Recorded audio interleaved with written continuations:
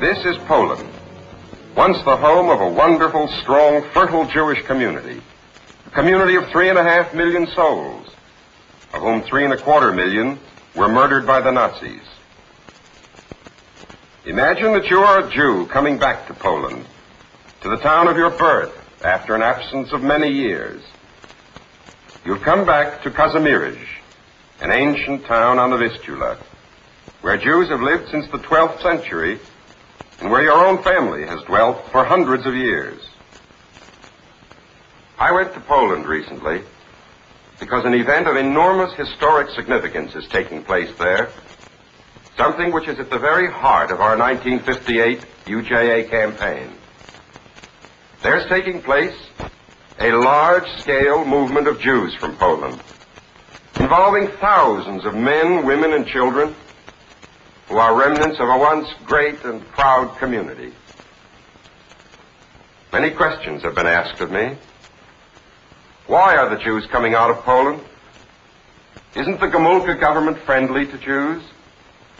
Hasn't there been an official policy of stamping out anti-Semitism? Some have even asked whether some kind of Jewish community life hasn't been restored.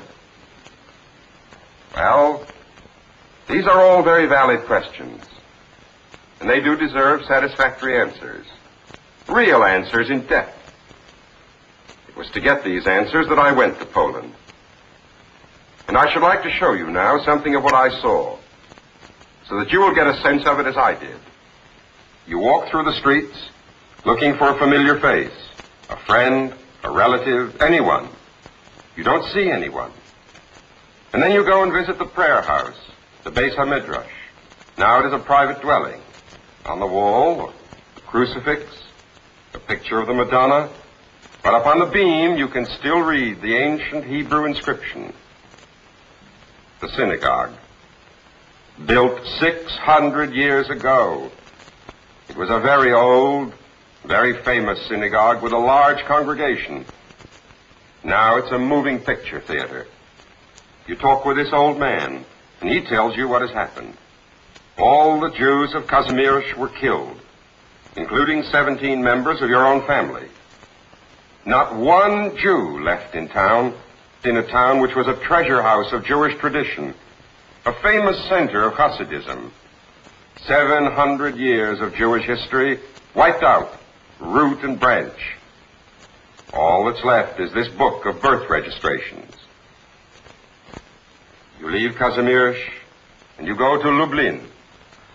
This huge building was a yeshiva, the famous yeshivas Chochmei Lublin, the yeshiva of the sages of Lublin. But there's no need for a yeshiva now, and the building is being used as a medical school. And this is why you don't need a yeshiva, because there are no more students. This is Majdanek, where the students were killed. The concentration camp where hundreds of thousands of Jews were slaughtered. It had a double row of barbed wire, as you see. If you could cut or squeeze your way through the first row, you would be impaled on the second. No one escaped. And so you go from Majdanek to Auschwitz, because members of your family had been taken to both death camps. And since their ashes were scattered when they left the crematoria, you know of no other way to visit their graves. This is the road to Auschwitz. These train tracks lead right through the gate. They carried the sealed freight cars in which Jews were taken through that gate into that camp. Those who traveled over these tracks never returned. This was the commandant's office. From this window, he could look out over the camp area and see that his orders were carried out. And here you see how well his orders were carried out. This mound is composed of human ashes. You leave the camps and their grisly souvenirs, and you go in search of some trace of Jewish life. First you go to Wrocław, a beautiful old city. This is the old marketplace, surrounded by Renaissance houses. And here is the Sholem Aleichem school, a Jewish school run by the state. The government apparently recognizes that even though there's only a handful of Jews left, they have not lost their identity as Jews. The school has 540 students. It almost closed last year because 6,000 or 7,000 Jews of Wrocław had left for Israel en masse. But then the repatriates from Russia began to come back with their children, and so the school filled up again. Most of these children, you should know, were born in the Soviet Union. Here is the great Wrocław matzah factory, the only one in Poland. They had already started in December to bake their matzahs for next Passover. And here is Eliezer Polk, supervising the ritual baking. He is 84 years old, and he's just survived 10 years in Siberia. This is Bielava, a small town in Lower Silesia. You speak to the last Jewish farmer left here. There were 25 others alive after the war, but they've all gone to Israel. And now, soon, he is going to Israel, too, taking his horses with him. You visit other repatriates and take part in the services. Let me say a word about these repatriates. They're a living reminder of the Hitler era, because they are the Polish Jews who fled into Russia in advance of the German armies. They've lived in Russia now for more than 15 years. They haven't lived very well. Beginning just last year, they were permitted to return to Poland. 15,000 Jews have come back so far, with more coming every week, among 150,000 other Poles. And up to now, about 5,000 of these repatriates have gone on to Israel. That means that there are about 10 or 15,000 who are still living in Poland, scattered across the country in about 17 communities. The list of these cities is the honor roll of once great and noble Jewish communities. I'm sure many of you recognize the names of these places, from Białystok to Warsaw to Lodz to Częstochowa, Katowice, Dzierżonów, Legnica, Krakow, Lublin. The numbers here indicate the repatriate families. And very often, these few people left are the only Jews in any of these towns.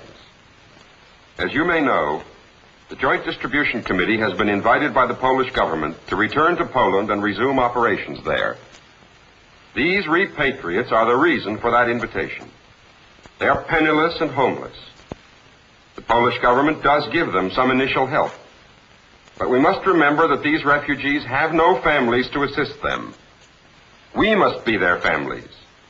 The JDC must feed and care for them. The climax of the trip was my visit to Warsaw.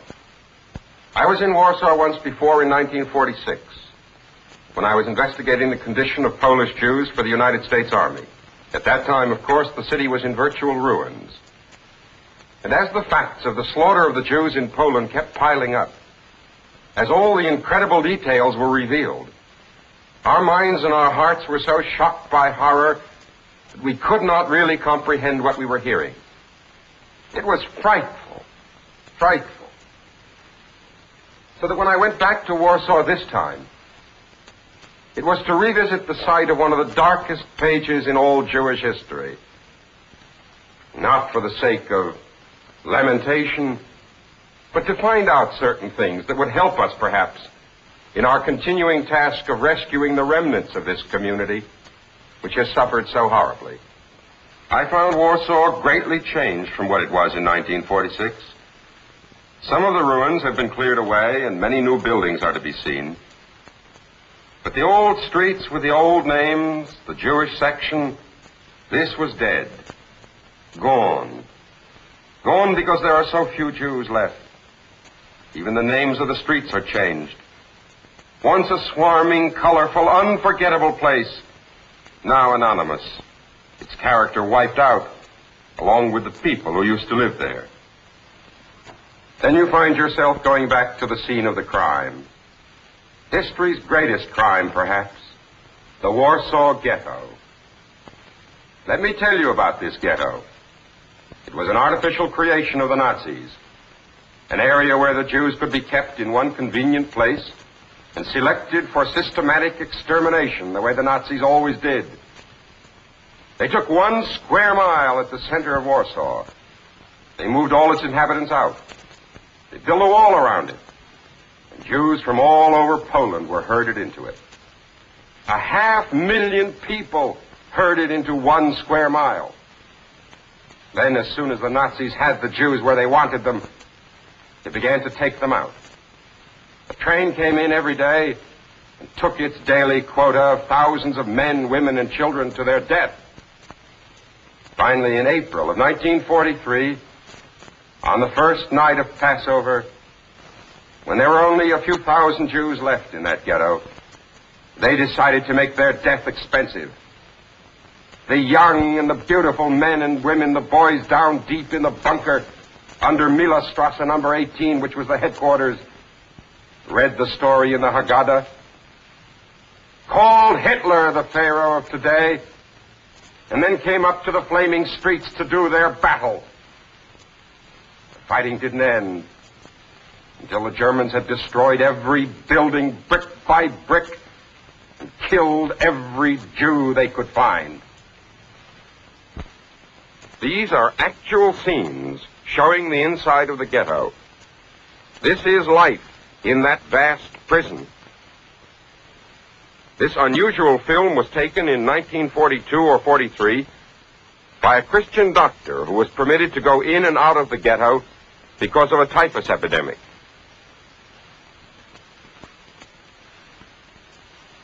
Here you see the ghetto wall going up. Here it is inside the ghetto.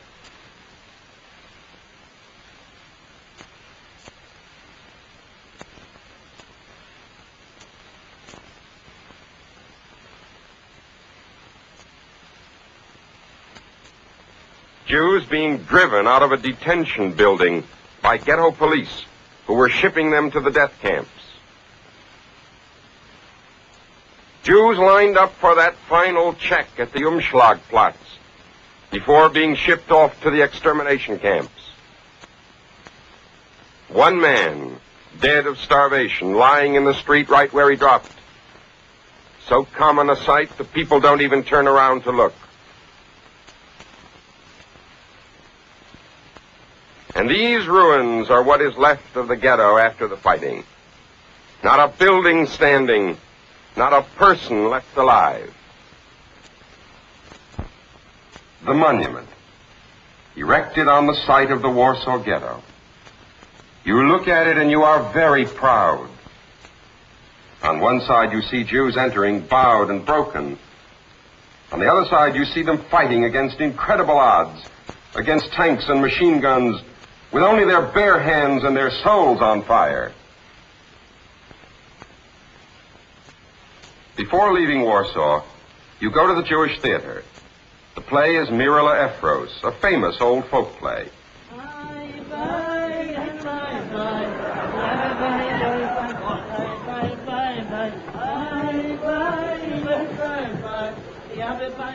And although you've come for an evening's relaxation, for a chance to get away from the terrible sadness of what you've seen, nevertheless you receive an impression that sums it all up.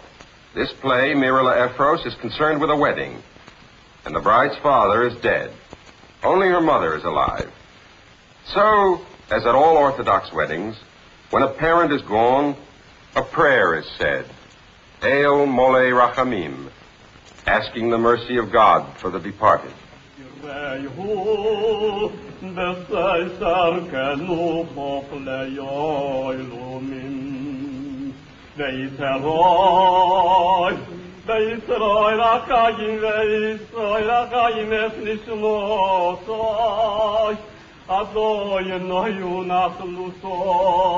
And when that prayer is said, the audience, forgetting that they're in a theater, that it's a play they're watching, but remembering only their own loved ones, so many of whom have been murdered, remembering them, the audience broke down when that prayer was said. The people wept. And if you had been there, you would have wept with them too. And so you have it. You've seen what it means to be a Jew in Poland today. The old Jewish quarters are empty. The synagogues are moving picture houses, and the yeshivas are small hotels. Strangers now live where your loved ones once dwelt. The whole country is one huge Jewish cemetery. Gomulka, the Prime Minister, to his everlasting credit, has made an earnest effort to hold down anti-Semitism. He concluded, however, that the only solution to the Jewish problem in Poland was to respect the will of the majority of the Jews to leave and to rejoin their families in Israel. As soon as the Jews learned of this decision, thousands of them swarmed upon the Israel consulate. They resigned from jobs, abandoned careers in the professions and in the government, sold what they couldn't carry, and set out for Israel. They went by train to Vienna, then by train and plane down to the coastal cities of Italy, and then by ship and plane on to Israel. By the hundreds they came, and then by the thousands. In 1957, 35,000 of them came out of Poland and went on into Israel. They left with permission of the Polish government, for Jews could now leave. And we, the Jews of America, through the United Jewish Appeal, we underwrote this movement, making it possible, even though we did not meet the bill in full. This is Lochmei HaGhettoot, which means the fighters of the ghetto. It is a farm, a kibbutz, founded by survivors of the Warsaw Ghetto, those who fought off the Nazis, escaped through the sewers, eluded the patrols outside, and somehow, by some miracle, made their way to Israel. Well, here they are now. They've made their home here. They have families, children have been born to them, and they themselves have been reborn here in Israel. You don't need my comment. Just look at their faces.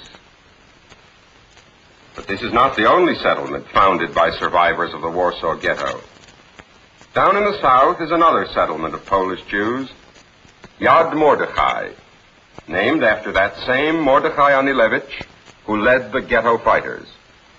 Up there's the monument to Mordechai Anilevich. 10 years ago, in 1948, when the Egyptians invaded Israel, this was the furthest point of their penetration, and the statue of Mordecai was erected on the spot. That water tower is leaning over because it was knocked askew by Egyptian artillery. And at the base of the water tower, the children frolic and play. Oh, the enemy is still not far away. It's just 2 miles to Gaza.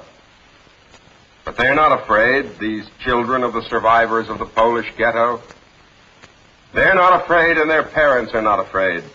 They're in their own country now, surrounded by their own people. And come what may, they will not yield 1 yard of that sacred soil. One thing more, something rather difficult to put into words. Why do we feel so deeply about the Polish Jews? Well, this cannot be answered by facts and figures. This is something locked deep in the Jewish heart. The Jews of Poland were something special, something truly special to the Jews of America. In so many ways, they created us. Our fathers came here penniless, without the language. Somehow, some way, saved the money to send their boys to medical schools and to law schools. You know the type, where learning and knowledge meant everything. Remember the Talmud Chacham who studied all day while his wife tried to make a meager living? Remember the yeshiva bocher with his pale face and his big eyes? All these are symbols of that world now dead. Oh, they were dead poor materially, but they were millionaire rich in their Jewish spirit. These were the Polish Jews, and this is why we love them so much. A great, strong, proud people. And that's why we cannot forget how they were tortured and murdered. And we'll mourn them properly, I tell you, if we learn one thing, that we can pay our debt to the dead only in one way, through the strength of our love for the living. Well, what then can the UJA do exactly at this moment? I come before you to tell you that we have an unprecedented opportunity to help the Jews of Poland. A magnificent opportunity. A second chance we never thought we'd have. There are thousands of penniless repatriates who must be housed and fed and clothed by the Joint Distribution Committee. And that is one place we'll have to be spending more money. Secondly, and most important, they are continuing to come out of Poland. 35,000 last year, and as many thousands this year as we can possibly raise the money for. You should know that in a very literal sense, we hold the tickets in our hands. The first time under Hitler, we never had a chance. The Jews then died without our being able to help. But God has given us a second chance. A second chance to rescue the remnants of Polish Jewry. This, then, is the real theme of our 1958 campaign. This is what we must work for and give money for and sacrifice for. This is our task for 1958, and we must not fail.